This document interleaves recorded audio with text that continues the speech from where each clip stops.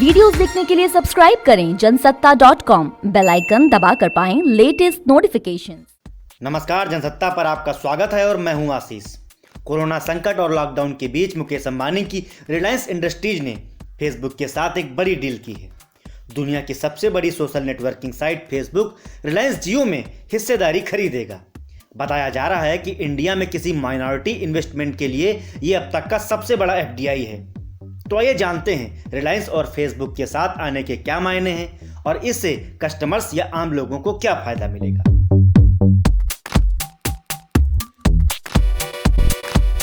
आपको बता दें कि देश की दिग्गज टेलीकॉम कंपनी रिलायंस जियो में फेसबुक ने 9.99% हिस्सेदारी खरीदने का फैसला लिया है।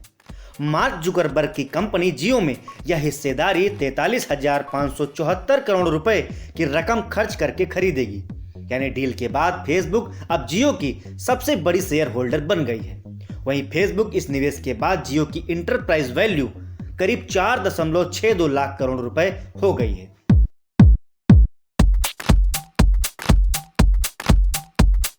यह डील दोनों ही कंपनियों जियो और फेसबुक के लिए उपयोगी हो सकती है।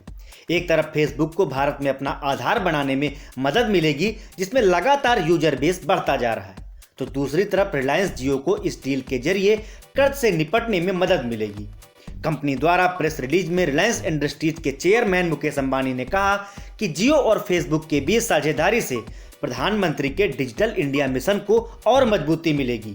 इससे ईज ऑफ लिविंग और ईज ऑफ डूइंग बिजनेस से भी सुविधा होगी। कोरोना के बाद देश की अर्थव्यवस्था तेजी से विकास करेगी और जियो फेसबुक के बीच हुई यह साझेदारी इसमें महत्वपूर्ण भूमिका निभाएगी। रिलायंस जियो में हिस्सेदारी खरीदने के लिए छोटे हिस्सेदारों की श्रेणी में फेसबुक की हिस्सेदारी सबसे ज्यादा होगी। जियो के 38.8 करोड़ ग्राहकों के साथ फेसबुक को ज्यादा से ज्यादा दर्शकों तक पहुंच बनाने में मदद मिलेगी। भारत में 6 करोड़ व्यवसायों के लिए अवसर पैदा करने में भी मदद करेगा। इसके अलावा बढ़ती डिजिटल अर्थव्यवस्था में लोगों और व्यवसायों को अधिक प्रभावी ढंग से काम करने में मददगार होगा। In the very near future, JioMart, Jio's digital new commerce platform, and WhatsApp will empower nearly 3 crore small Indian kirana shops to digitally transact with every customer in their neighborhood. This means all of you can order and get faster delivery of day-to-day items from nearby local shops. At the same time, small kiranas can grow their businesses and create new employment opportunities using digital technologies.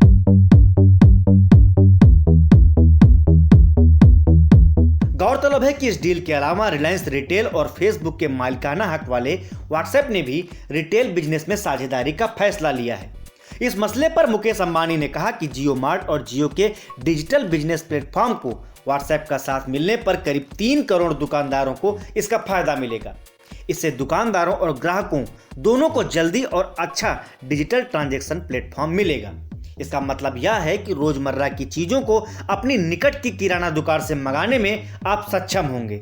साथ ही साथ छोटे किराना दुकानदारों को भी अपने कारोबार को बढ़ाने में मदद मिलेगी और डिजिटल प्लेटफॉर्म के जरिए नए रोजगार के अवसर सृजित कर सकेंगे।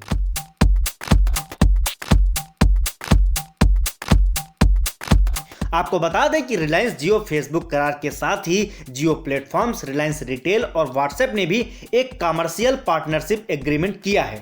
इसके लिए रिलायंस रिटेल व्हाट्सएप की सेवाएं ले सकेगी और व्हाट्सएप और मैसेंजर के जरिए उपभोक्ताओं के ऑर्डर लिए जा सकेंगे और उनके घर तक वस्तुओं की आपूर्ति भी की जा सकेगी।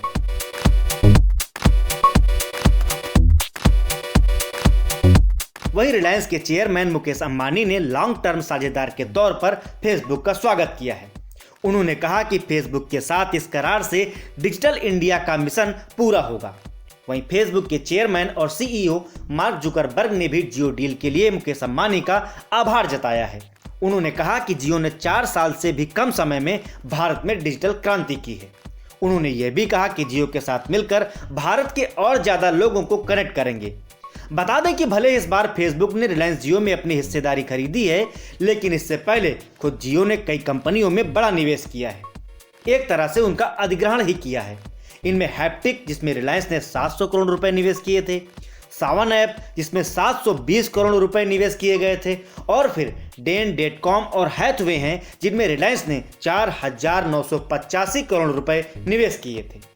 तो ये थी रिलायंस और फेसबुक के बीच हुई डील पर हमारी रिपोर्ट। आपको हमारी यह रिपोर्ट कैसी लगी हमें बताएं कमेंट बॉक्स में। साथ ही साथ देश और दुनिया से जुड़ी बाकी खबरों के लिए बने रहें जनसत्ता के साथ।